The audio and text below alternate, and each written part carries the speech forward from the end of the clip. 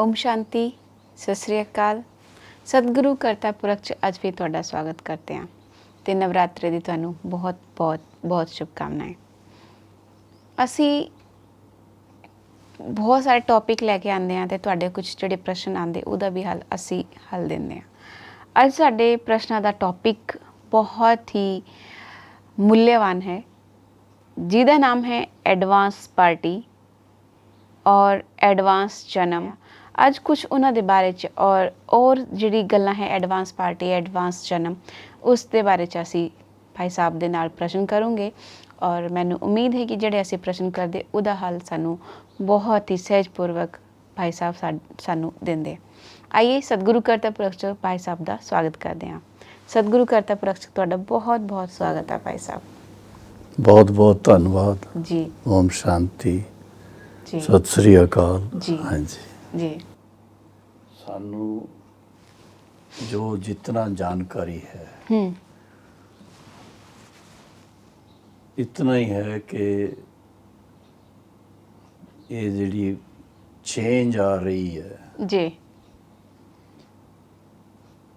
अज दी मुरली तुसी सुनी होएगी उहदे च भी ये गल्लां सी कि सतयुग आउण तो पहले कलयुग का अंत इन बिटवीन जिहड़ा थोड़ा जिहा टाइम जिहड़ा समय है जी ਉਹਦੇ ਵਿੱਚ ਬਹੁਤ ਉਥਲ ਪਥਲ ਹੈ ਇੱਕ ਪਾਸੇ ਔਰ ਦੂਜੇ ਪਾਸੇ ਨਏ ਯੁੱਗ ਦੀ ਤਿਆਰੀ ਹੈਗੀ ਹੈ। ਹੁਣ ਇਹ ਇਤਨੀ ਸੂਖਸ਼ਮ ਗੱਲਾਂ ਹੈਗੀਆਂ ਹੀ ਉਹਨੂੰ ਤੁਸੀਂ ਬਿਲਕੁਲ ਕ੍ਰਿਸਟਲਾਈਜ਼ ਕਰਨਾ ਚਾਹੋ ਕਿ ਦਾਦੀ ਨੇ ਇਹ ਜਨਮ ਲਿਆ ਫਲਾਣੇ ਘਰ 'ਚ ਜਨਮ ਲਿਆ ਫਿਰ ਇਹ ਹੋਏਗਾ ਉਹ ਬੜਾ ਮੁਸ਼ਕਿਲ ਹੈ। ਮੈਂ ਜੋ ਆਪਣੇ ਆਪ ਨੂੰ ਇਸ ਗੱਲ ਵਾਸਤੇ ਅਯੋਗ ਸਮਝਦਾ ਮੈਂ ਜੀ ਯੋग्य ਨਹੀਂ ਉਹਦੇ ਬਾਰੇ 'ਚ ਇਤਨਾ ਹੀ ਜਾਣਦਾ ਹਾਂ ਕਿ ਇਹ ਇੱਕ ਈਸ਼ਵਰੀ नियम और ईश्वरी योजना ਉਹਦੇ ਅਨੁਸਾਰ ਇਹ ਸਾਰਾ ਪਰਿਵਰਤਨ ਚੱਲ ਰਿਹਾ ਹੈ ਜੀ। ਹੁਣ ਇਸ ਵੇਲੇ ਲੋਕਾਂ ਦਾ ਧਿਆਨ ਸਾਰਾ ਜਿਹੜਾ ਹੈ ਉਹ ਤੁਸੀਂ ਜਾਣਦੇ ਹੋ ਕਿ ਮਹਾਮਾਰੀ ਦੇ ਤਰਫ ਹੈਗਾ। ਅੱਜ ਤੁਸੀਂ ਕਹਿਣਗੇ ਵੀ ਦਾਦੀ ਨੇ ਜਨਮ ਲਿਆ ਉਹ ਕਿੰਨੇ 21 ਸਾਲ ਹੋ ਗਏ ਉਸ ਚੀਜ਼ ਨੂੰ 2007 ਚ ਉਹਨਾਂ ਨੇ ਸਰੀਰ ਛੱਡਿਆ ਸੀ। 21 ਸਾਲ ਦਾ ਕੋਈ ਬੱਚਾ ਉਸ ਵੇਲੇ ਜਦੋਂ ਜਨਮ ਦੀ ਗੱਲ ਹੋਈ ਸੀ ਤੇ ਉਹ ਕਿਸੇ ਵੀ ਬੜੇ ਅੱਛੇ ਘਰ 'ਚ ਔਰ ਬੱਚੇ ਦੇ ਰੂਪ 'ਚ ਲੜਕੇ ਦੇ ਰੂਪ 'ਚ ਜਨਮ ਹੋਇਆ ਉਹਨਾਂ ਦਾ। ਹੁਣ ਉਹ ਉਹਨਾਂ ਦਾ ਪਾਰਟ ਕੀ ਹੋਏਗਾ ਕੀ ਨਹੀਂ ਹੋਏਗਾ ਵੱਡੇ ਹੋ ਕਰਕੇ ਉਹ ਕੀ ਕਰਨਗੇ ਕਿਉਂਕਿ ਅੱਜ ਕੱਲ੍ਹ ਤੁਸੀਂ ਜਾਣਦੇ ਹੋ ਪੋਲੀਟਿਕਸ ਇਹ ਉਹ ਕਈ ਕੁਛ ਹੋ ਰਿਹਾ ਹੈ ਤੇ ਇਹਦੇ ਵਿੱਚ ਅਸੀਂ ਬੜਾ ਦਿਮਾਗ ਲਗਾਈਏ ਤਾਂ ਵੀ ਸਾਨੂੰ ਕੋਈ ਫਾਇਦਾ ਨਹੀਂ ਹੋਣਾ। ਸਾਨੂੰ ਫਾਇਦਾ ਕਿਹਦੇ 'ਚ ਹੋਏਗਾ ਕਿ ਅਸੀਂ ਆਪਣਾ ਪੁਰਸ਼ਾਰਥ ਕਰੀਏ। ਸਾਡੇ ਵਾਸਤੇ ਕੀ ਪੁਰਸ਼ਾਰਥ ਤੇ ਪਰਿਵਰਤਨ ਦੇ ਸਮੇਂ ਸੋ ਪਰਿਵਰਤਨ ਦੇ ਧਿਆਨ ਦਈਏ। ਜੀ ਤੇ ਤੁਸੀਂ ਪੁਰਸ਼ਾਰਥ ਦੀ ਗੱਲ ਕੀਤੀ ਤੇ ਅੰਤ ਸਮੇਂ 'ਚ ਕਰਮਾਤੀਤ ਸਥਿਤੀ ਦਾ ਅਨੁਭਵ ਕਰਨ ਵਾਸਤੇ ਕਿਸ ਪੁਰਸ਼ਾਰਥ ਦੀ आवश्यकता ਹੋਣੀ? ਅੱਜ ਵੀ ਮੁਰਲੀ ਸੀ ਅੱਜ ਦੀ ਮੁਰਲੀ ਸੀ ਜੀ ਕਿ ਇੱਕਦਮ ਕੋਈ ਇਹੋ ਜਿਹੀ ਸਟੇਜ ਨਹੀਂ ਬਣਦੀ ਹੈ। ਬਹੁਤ ਸਮੇਂ ਦਾ ਪੁਰਸ਼ਾਰਥ ਚਾਹੀਦਾ ਹੈ। ਬਹੁਤ ਸਮੇਂ ਤੋਂ ਜਦੋਂ ਆਪਣੇ ਆਪ ਨੂੰ ਇਤਨਾ ਮਾਨਸਿਕ ਰੂਪ ਤੇ ਨਿਯੰਤਰਿਤ ਕਰੀਏ ਇੱਕ ਟਿਕ ਹੋ ਕਰਕੇ ਔਰ ਮੈਡੀਟੇਸ਼ਨ 'ਚ ਸ਼ਿਵ ਬਾਬਾ ਦੇ ਨਾਲ ਮਨ ਲਗਾ ਕੇ ਕਾਫੀ ਟਾਈਮ ਆਪਣਾ ਬਿਤਾਈਏ ਔਰ ਉਹਦੇ 'ਚ ਆਤਮਾ ਇੱਕਦਮ ਫਲॉलेस ਬਣ ਜਾਏ ਪਾਵਨ ਬਣ ਜਾਏ ਉਹਦੇ 'ਚ ਕੋਈ ਪੁਰਾਣੀ ਦੁਨੀਆ ਦਾ ਕੁਝ ਵੀ ਅੰਸ਼ ਵੀ ਨਾ ਰਹੇ ਤੇ ਉਹ ਬੜੀ ਮਿਹਨਤ ਦਾ ਕੰਮ ਹੈ। ਅੱਛਾ ਦੇਖਣ 'ਚ ਨਹੀਂ ਆਉਂਦੀ ਹੈ ਸਾਰਾ ਆਂਤਰਿਕ ਪੁਰਸ਼ਾਰਥ ਦਾ ਕੰਮ। ਮਨ ਨੂੰ ਜਿਤਨਾ ਮਨਮਨਾ ਭਾਵ ਕਰਕੇ ਸ਼ਿਵ ਬਾਬਾ ਤੇ ਟਿਕਾਉਣਗੇ ਉਹ, ਔਰ ਉਸ ਦਾ ਅਸਰ ਸ਼ਿਵ ਬਾਬਾ ਦੇ ਲਾਈਟ ਔਰ ਮਾਈਟ ਦਾ ਆਤਮਾ ਤੇ ਹੋਏਗਾ। ਉਹ ਆਤਮਾ ਆਪਣੇ ਆਪ ਨੂੰ ਖੁਦ ਪਾਵਨ ਬਣਾਉਂਦੀ ਹੈ। ਪਤਿਤ ਵੀ ਆਤਮਾ ਖੁਦ ਹੀ ਬਣੀ ਜੀ, ਪੰਜ ਵਿਕਾਰਾਂ ਦੇ ਇਨਫਲੂਐਂਸ ਚ ਆ ਕਰਕੇ, ਔਰ ਹੁਣ ਪਾਵਨ ਵੀ ਆਤਮਾ ਨੇ ਖੁਦ ਹੀ ਬਣਨਾ ਹੀ। ਬਾਬਾ ਦੀ ਸ਼੍ਰੀਮਤ ਦੇ ਅਨੁਸਾਰ ਅਗਰ ਅਸੀਂ ਆਪਣਾ ਧਿਆਨ ਰੱਖੀਏ, ਤਪੱਸਿਆ ਕਰੀਏ, ਗਿਆਨ ਦੀ ਗਹਿਰਾਈ ਚ ਜਾਈਏ। ਬਾਬਾ ਨੇ ਕਿਹਾ ਬਗੀਚੇ ਚ ਜਾ ਕੇ ਕਿਤੇ ਆਰਾਮ ਨਾਲ ਇਕੱਲੇ ਬੈਠ ਕਰਕੇ ਜੀ, ਔਰ ਯਾਦ ਚ ਬੈਠੋ, ਤੁਸੀਂ ਵਿਚਾਰ ਸਾਗਰ ਮੰਥਨ ਕਰੋ, ਤੇ ਹੋਰ ਵੀ ਕਈ ਗੱਲਾਂ ਉਹਦੇ ਚ ਹੋ ਸਕਦੀਆਂ ਹੀ। ਤੇ ਕਰਮਾਤੀਤ ਅਵਸਥਾ ਚ ਕੋਈ ਇੱਕ ਹੀ ਪੁਆਇੰਟ ਆਂਦਾ ਜਾਂ ਅਲੱਗ-ਅਲੱਗ ਤਰ੍ਹਾਂ ਦੇ ਪੁਆਇੰਟ ਆਂਦੇ? ਕਰਮਾਤੀਤ ਅਵਸਥਾ ਚ ਤੇ ਦੇਖੋ, ਜੋ ਕੋਈ ਸਾਡਾ ਕਰਮਾਂ ਦਾ ਹਿਸਾਬ ਹੈ ਉਹ ਭਸਮ ਹੋਣਾ ਚਾਹੀਦਾ, ਜੀ, ਤਾਂ ਹੀ ਅਤੀਤ ਚ ਜਾ ਸਕਦੇ ਹੋ ਤੁਸੀਂ। ਤੇ ਇੱਕ ਤਰਫ ਉਹ ਹੈ, ਦੂਸਰੀ ਤਰਫ ਹੈ ਕਿ ਤੁਸੀਂ ਆਪਣਾ ਜਿਹੜਾ ਆਤਮਾ ਦਾ ਪੁਰਸ਼ਾਰਥ ਪੋਜ਼ਿਟਿਵ ਸਾਈਡ ਦਾ ਜਿਹੜਾ ਹੀ ਆਪਣੇ ਅੰਦਰ ਜਿਹੜੇ ਦੈਵੀ ਗੁਣ ਧਾਰਨ ਕਰਨੇ ਆ ਜੀ, ਆਪਣੇ ਅੰਦਰ ਜਿਹੜੀ ਪਵਿੱਤਰਤਾ ਦੀ ਸ਼ਕਤੀ ਧਾਰਨ ਕਰਨੀ ਹੈ, ਉਹ ਸਾਰੀਆਂ ਗੱਲਾਂ ਉਹਦੇ ਚ ਆ ਜਾਂਦੀਆਂ ਹੀ। ਇੱਕ ਗੱਲ ਨਹੀਂ ਹੈ ਇੱਕ ਗੱਲ ਸਿਰਫ। ਨਹੀਂ ਹੈ। ਜੀ ਜੀ ਜੀ। ਤੇ ਉਹਦੇ ਚ ਅਤੀ ਇੰਦਰੀय ਸੁਖ ਅੱਜ ਦੀ ਮੁਰਲੀ ਚ ਵੀ ਸੀ। ਜੀ, ਜਦੋਂ ਇਹੋ ਜਿਹਾ ਸਰੂਪ ਬਣੇਗਾ ਤਾਂ ਅਤੀ ਇੰਦਰੀय ਤੇ ਸੁਖ ਸੁੱਖ ਦਾ ਪ੍ਰਾਪਤ। ਅਨੁਭਵ ਹੁੰਦਾ ਹੈ। ਤਾਂ ਉਸ 'ਚ ਉਹ ਤਿੰਨ ਗੱਲਾਂ ਵੀ ਆਂਦੀ, ਵਾਣੀ ਮਤਲਬ ਹਰ ਗੱਲ ਚ ਮਨ ਵਾਣੀ ਕਰਮ ਤਿੰਨਾਂ ਚ ਮਨ ਵੀ ਖੁਸ਼ ਰਹੇਗਾ, ਮਨ ਮਨਾ ਭਾਵ ਹੋ ਕੇ ਰਹੇਗਾ, ਵਾਣੀ ਬੜੀ ਸਵੀਟ ਹੋਏਗੀ। ਦੇਵੀ ਦੇਵਤਾ ਕਿਹੋ ਜੀ ਬਾਣੀ ਬੋਲਦੇ ਆ, ਉਹ ਜੀ। ਬਹੁਤ ਮਿਠਾਸ ਉਹਦੇ ਚ। ਲੇਕਿਨ ਮਨ ਚ ਕਦ ਸੰਕਲਪ ਕੁਝ ਉਲਟੇ ਉੱਠਦੇ, ਲੇਕਿਨ ਅਸੀਂ ਮੁਖ ਤੇ ਨਹੀਂ ਬੋਲ ਪਾਉਂਦੇ, ਦ੍ਰਿਸ਼ਟੀ ਚ ਨਹੀਂ ਬੋਲ ਤੇ ਇਹਦਾ ਪਾਉਂਦੇ। ਮਤਲਬ ਕੀ ਹੋਇਆ ਕਿ ਅਜੇ ਤਾਈਂ ਸੰਸਕਾਰ ਪੂਰੇ ਪਰਿਵਰਤਨ ਨਹੀਂ ਹੋਏ। ਪੁਰਾਣੇ ਸੰਸਕਾਰ ਉਹ ਫੀਡ ਕਰਦੇ ਆ ਕੌਨਸ਼ੀਅਸ ਮਾਈਂਡ ਨੂੰ। ਅਗਰ ਤੁਹਾਡੇ ਆਪਣੇ ਪੁਰਾਣੇ ਸੰਸਕਾਰ ਮਿਟੇ ਹੀ ਨਹੀਂ, ਤਾਂ ਉਹ ਇਨ ਬਿਟਵੀਨ ਉਹ ਆ ਕਰਕੇ ਵਿਗਨ ਤੇ ਪਾਉਣਗੇ ਨਾ। ਤੇ ਇਸ ਕਰਕੇ ਬੜਾ ਹੀ ਮਹੀਨਤਾ ਦਾ ਪੁਰਸ਼ਾਰਥ ਚਾਹੀਦਾ ਜੀ। ਉਹਦੇ ਵਾਸਤੇ ਕਿਆ ਮੁਰਲੀ ਇੱਕ ਸਾਡਾ ਮੰਥਨ ਹੈ ਜਾਂ ਯੋਗ? ਦੋਨੋਂ। ਮੁਰਲੀ ਚ ਤੁਹਾਨੂੰ ਬਾਬਾ ਦੇ ਮਹਾਵਾਕਿਆਂ ਤੋਂ ਲਕਸ਼ ਮਿਲਦਾ ਹੀ ਹੈ। ਭਈ ਮਨ ਦੀ ਸਥਿਤੀ ਕਿਸ ਤਰ੍ਹਾਂ ਬਣਾਉਣੀ ਹੈ, ਕਿੱਥੇ ਰੱਖਣਾ ਹੈ, ਪੁਰਸ਼ਾਰਥ ਕਿਸ ਤਰ੍ਹਾਂ ਦਾ ਕਰਨਾ ਹੈ, ਔਰ ਫਿਰ ਹੈ ਉਹਦਾ ਅਭਿਆਸ ਕਰਨਾ। ਉਹਨੂੰ ਕਹਿੰਦੇ ਯੋਗ। ਯਾਦ ਦੀ ਯਾਤਰਾ ਕਹੋ, ਯੋਗ ਕਹੋ, ਮੈਡੀਟੇਸ਼ਨ ਕਹੋ, ਜੋ ਵੀ ਨਾਂ ਦੇਣਾ ਹੀ ਦੇ ਦਿਓ ਤੁਸੀਂ। ਗੱਲ ਤੇ ਉਹੀ ਹੈ ਕਿ ਆਪਣੇ ਆਪ ਨੂੰ ਇਤਨਾ ਉਚਾਈ 'ਚ ਲੈ ਜਾਣਾ, ਇਸ ਦੁਨੀਆ ਦੇ ਵਾਈਬ੍ਰੇਸ਼ਨ ਤੋਂ ਉੱਪਰ। ਲੇਕਿਨ ਇਸ ਟਾਈਮ ਜਿਹੜਾ ਸਾਡਾ ਜੇ ਮਤਲਬ ਪ੍ਰਜਾਪਿਤਾ ਬ੍ਰਹਮਾ ਕੁਮਾਰੀਸ਼ਵਰੀ ਵਿਸ਼ਵ ਵਿਦਿਆਲਿਆ 'ਚ ਇੱਕ ਬਾਪ ਦਾਦਾ ਮਿਲਨ ਹੁੰਦਾ, ਇਹ 18 ਤਾਰੀਖ 'ਚ ਜਿਹੜਾ ਹੋਇਆ, ਉਸ 'ਚ ਬਾਬਾ ਨੇ ਮੁਰਲੀ 'ਚ ਇਹ ਬੋਲਿਆ ਕਿ ਸਨੇਹ, ਇੱਕ ਦੂਸਰੇ ਦੇ ਪ੍ਰਤੀ ਸਾਨੂੰ ਸਨੇਹ ਕਰਨਾ। ਅਗਰ ਸਾਹਮਣੇ ਵਾਲਾ ਵਿਅਕਤੀ ਬਿਲਕੁਲ ਵੀ ਨਹੀਂ ਕਰੇ, ਫਿਰ ਵੀ ਅਸੀਂ ਉਹਨੂੰ ਸਨੇਹ ਦਾ ਵਾਈਬ੍ਰੇਸ਼ਨ ਕਿੱਦਾਂ ਦੇਈਏ? ਉਹ ਤਾਂ ਹੋ ਹੀ ਨਹੀਂ ਪਾਉਂਦਾ। ਕਿਤਨਾ ਦੇਈਏ? ਉਹ ਮਤਲਬ ਕੈਚ ਹੀ ਨਹੀਂ ਕਰ ਪਾਉਂਦਾ। ਉਹ ਮਾਧਿਅਮ ਕਿਆ ਹੈ ਫਿਰ? ਨਿਸਵਾਰਥ ਭਾਵ ਨਾਲ ਕਰੋ ਨਾ। ਤੁਹਾਨੂੰ ਇਸ 'ਚ ਸੰਕਲਪ ਹੀ ਨਹੀਂ ਕਰਨਾ ਚਾਹੀਦਾ ਕਿ ਦੂਸਰਾ ਇਹਦਾ ਰਿਟਰਨ ਦੇਗਾ ਨਹੀਂ ਦੇਗਾ, ਰਿਸਪੌਂਸ ਕਰੇਗਾ ਨਹੀਂ ਕਰੇਗਾ। ਉਸ ਗੱਲ 'ਚ ਜਾਣਾ ਹੀ ਨਹੀਂ। ਤੁਸੀਂ ਰੋਸ਼ਨੀ ਦਾ ਦੀਪਕ ਬਣ ਕੇ ਜਾਂ ਲਾਈਟ ਹਾਊਸ ਬਣ ਕੇ ਆਪਣਾ ਕੰਮ ਕਰੋ, ਲਾਈਟ ਦੇਣ ਦਾ, ਮਾਈਟ ਦੇਣ ਦਾ। ਦੂਸਰੇ ਨੇ ਅਗਰ ਰਿਸਪੌਂਸ ਦੇਣਾ ਹੀ ਤੇ ਦੇਵੇ, ਨਹੀਂ ਦੇਣਾ ਤੇ ਉਹਦੀ ਇੱਛਾ। ਔਰ ਰਹਿਮ ਦਿਲ? ਰਹਿਮ ਦਿਲ ਹੁੰਦਾ ਹੀ ਕਿ ਅਗਰ ਤੁਹਾਡੇ ਕੋਲ ਕੋਈ ਆਉਂਦਾ ਹੀ ਔਰ ਆਪਣੀ ਗੱਲਾਂ ਦੱਸਦਾ ਹੀ, ਤਕਲੀਫ ਹੈ, ਕੋਈ ਮਨ ਦੀ ਕੋਈ ਉਲਝਣ ਹੈਗੀ ਹੈ, ਜਾਂ ਹੋਰ ਕੋਈ ਕਿਸੇ ਦੇ ਨਾਲ ਉਹਨਾਂ ਦਾ ਹਿਸਾਬ ਕਿਤਾਬ ਹੈਗਾ ਹੀ, ਉਹਦੀ ਗੱਲ ਲੈ ਆਉਂਦੇ ਆ,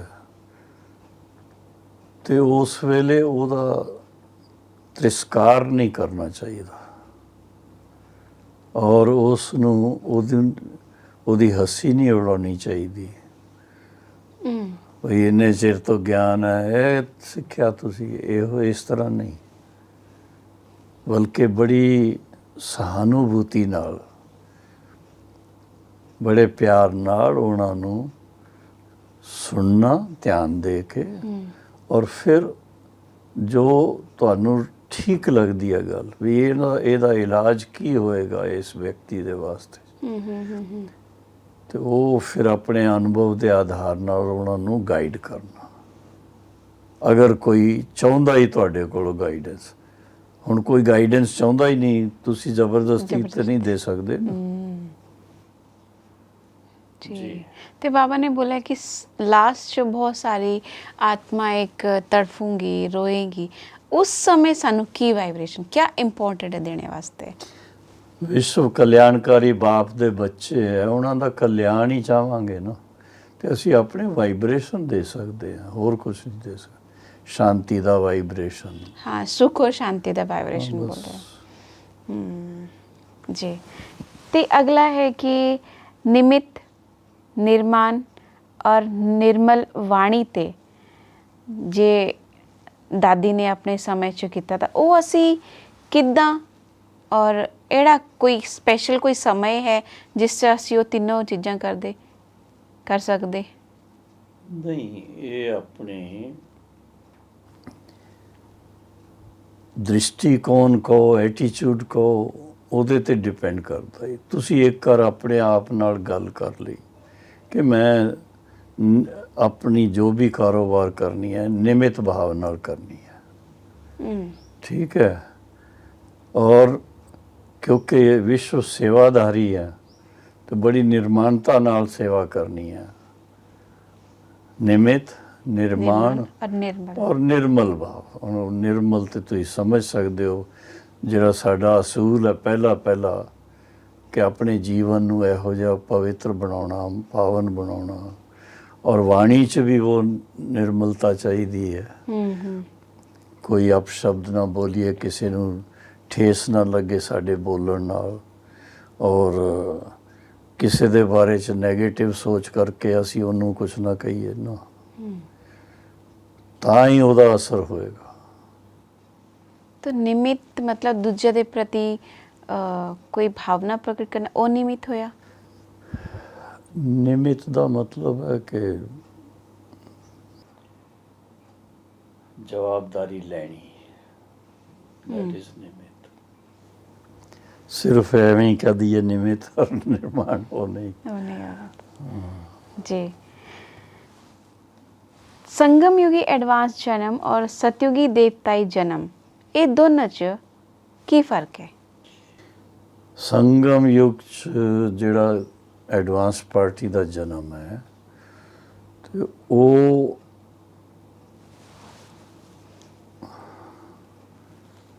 पुरानी दुनिया च जी, कलयुगी दुनिया च जी, भावें बड़े अच्छे घर च होएगा, ठीक है ना, लेकिन सतयुगी जन्म जिहड़ा ही वो योग बल की गल है। उत्थे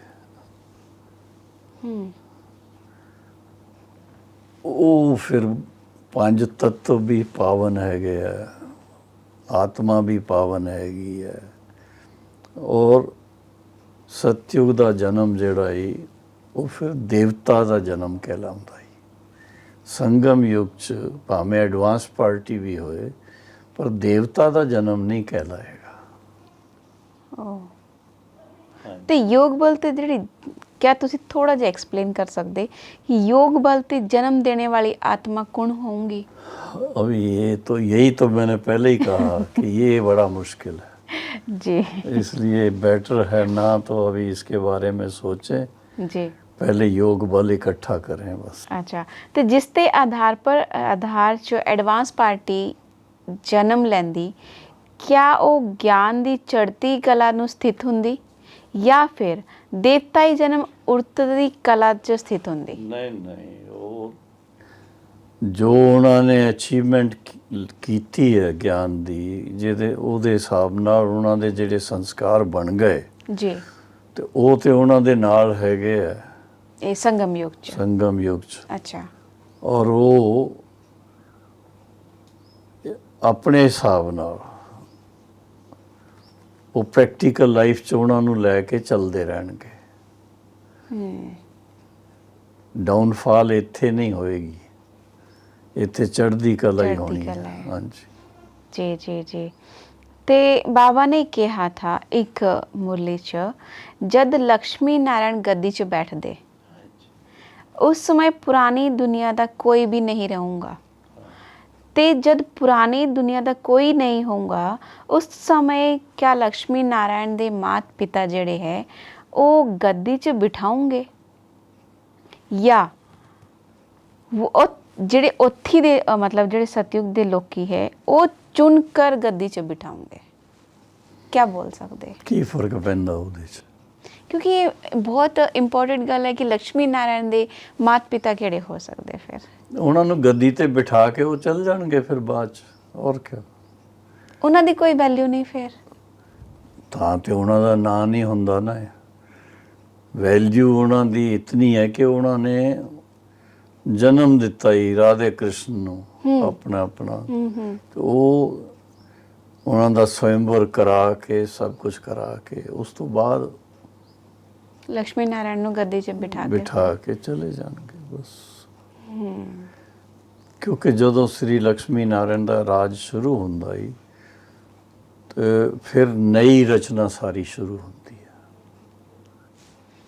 बहुत अच्छी गल है भाई साहब कि ਸਾਨੂੰ ਤਾਂ ਪਤਾ ਹੀ ਨਹੀਂ ਥਾ ਕਿ ਸਤਯੁਗ 'ਚ ਕਿਆ ਹੈ ਕਿਆ ਨਹੀਂ, ਕਿਉਂਕਿ ਇਹ ਡਿਟੇਲ ਦੀ ਗੱਲਾਂ ਤੁਸੀਂ ਅਨੁਭਵੀ ਆਤਮਾ ਹੀ ਸਾਨੂੰ ਦੱਸ ਸਕਦੇ ਹੋ। ਕਿਉਂਕਿ ਬਾਹਰ ਤੇ ਜਿਹੜੇ ਪ੍ਰਸ਼ਨ ਆਉਂਦੇ ਉਹਦਾ ਆਨਸਰ ਅਸੀਂ ਵੀ ਨਹੀਂ, ਉਹਦਾ ਉੱਤਰ ਅਸੀਂ ਵੀ ਨਹੀਂ ਦੇ ਸਕਦੇ।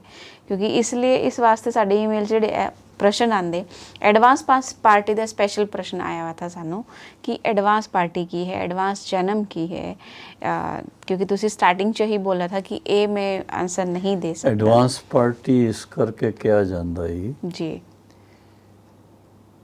ਕਿ ਜਿਹੜੇ ਯੱਗ ਦੇ ਆਦਿ ਰਤਨ ਹੈਗੇ ਸੀ ਜੀ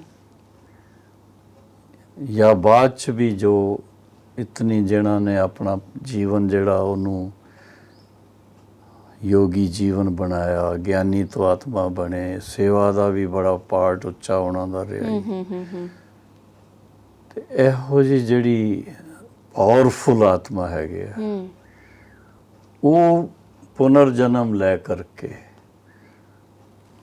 ਔਰ ਪਰਿਵਰਤਨ ਦੇ ਸਮੇਂ ਜੋ ਕਾਰੋਬਾਰ ਹੋਏਗੀ ਉਸ ਨੂੰ ਸੰਭਾਲਣ ਵਾਸਤੇ ਉਹ ਤਿਆਰ ਹੁੰਦੇ ਆ।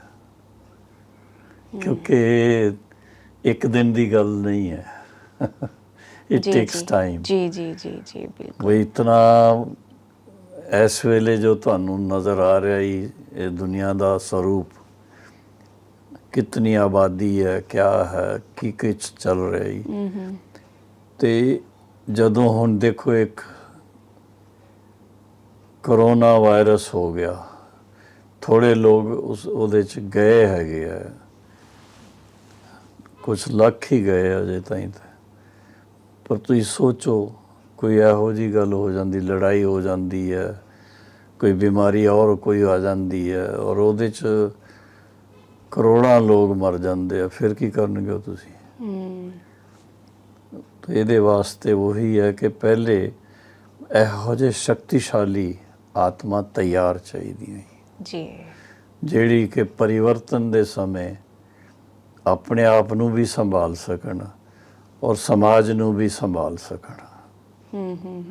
ਉਹ ਐਡਵਾਂਸ ਪਾਰਟੀ ਦਾ ਕੰਮ ਹੈ।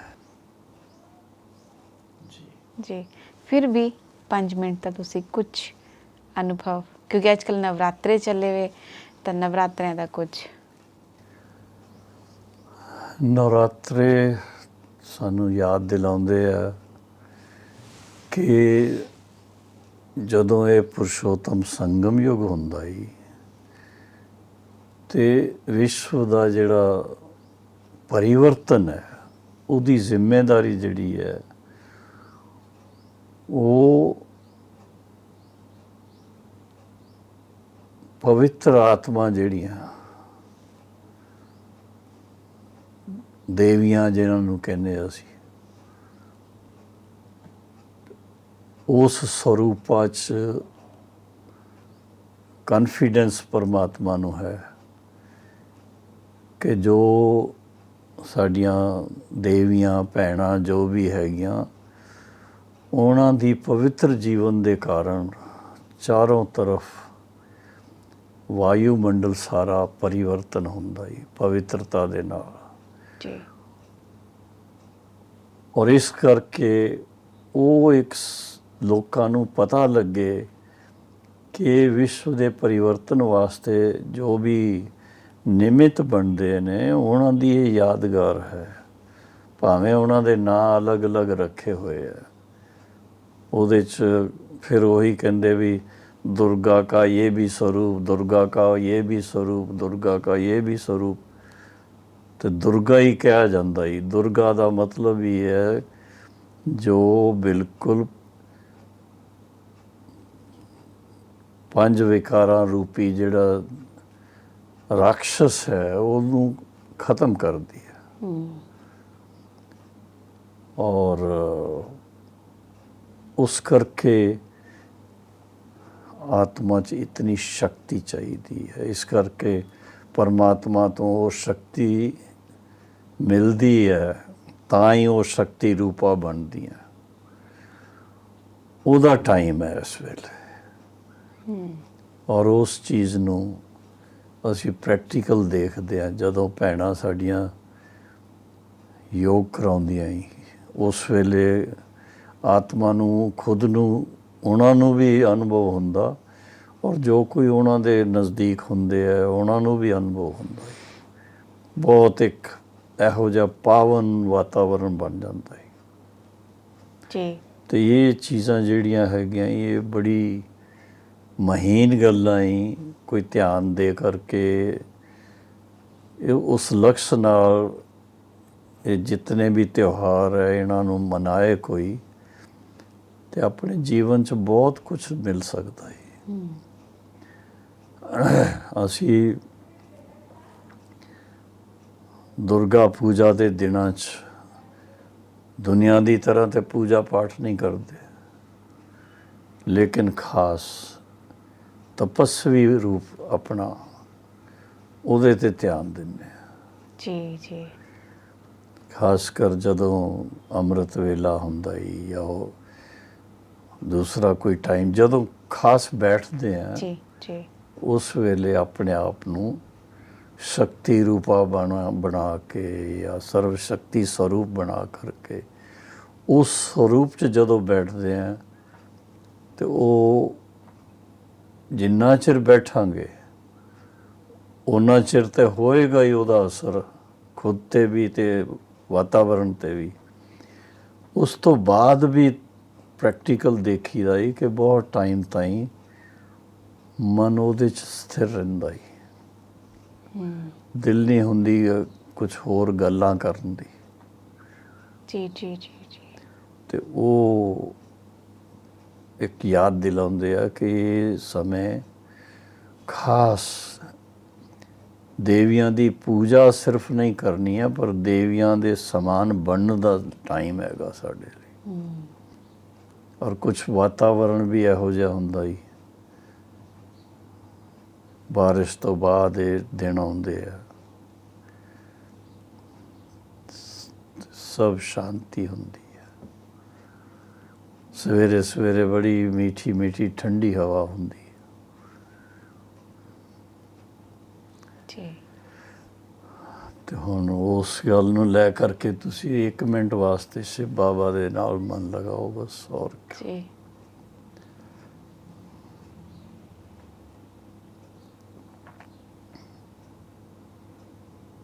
स्वयं ਨੂੰ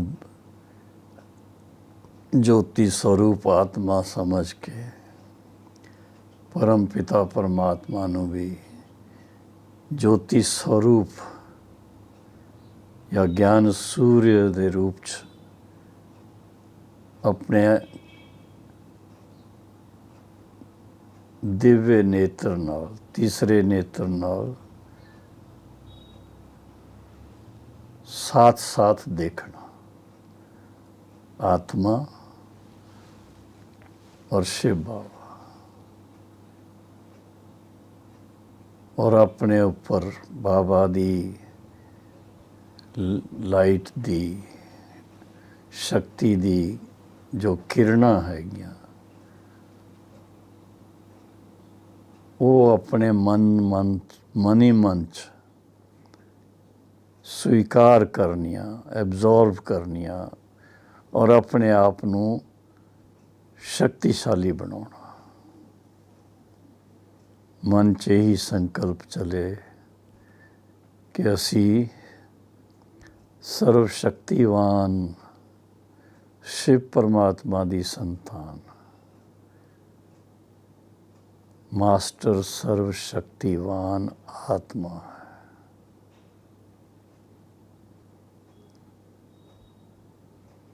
ओम शांति।